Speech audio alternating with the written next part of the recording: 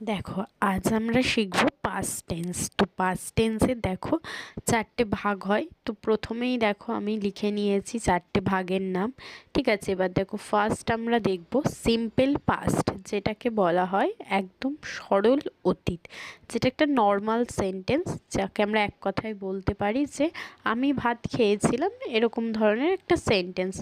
2 নম্বরে আছে দেখো পাস্ট কন্টিনিউয়াস, যেটাকে বলা হয় যে অতীতে কোনো কাজ হয়তো ঘটমান অতীত, মানে ঘটে চলেছিল, যেমন আমি ভাত খাচ্ছিলাম।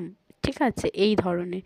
3তে দেখো আছে পাস্ট পারফেক্ট, যেটা হয়তো অতীতে মানে পারফেক্টভাবে করা হয়ে গেছে। ধরো তুমি কাউকে বলছো যে আমাদের বাড়ির সামনের রাস্তাটা সারাই করা হয়ে গেছে। ঠিক আছে, তো 4এ আছে পাস্ট পারফেক্ট কন্টিনিউয়াস।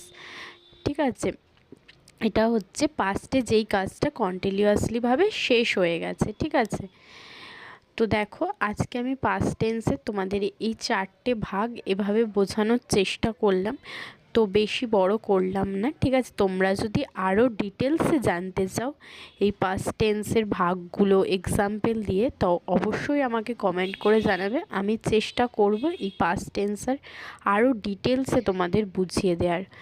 তো আজকে এ পর্যন্তই। তো তোমাদের যদি আমার ভিডিওটা ভালো লেগে থাকে অবশ্যই তোমরা একটা লাইক করে আমার পাশে থেকো, এবং যদি কোনো আমার ভুল ত্রুটি হয় তোমরা আমাকে বলো, আমি চেষ্টা করব তোমাদের আরও ভালো করে বুঝিয়ে দেবার। তো দ্যাটস ইট।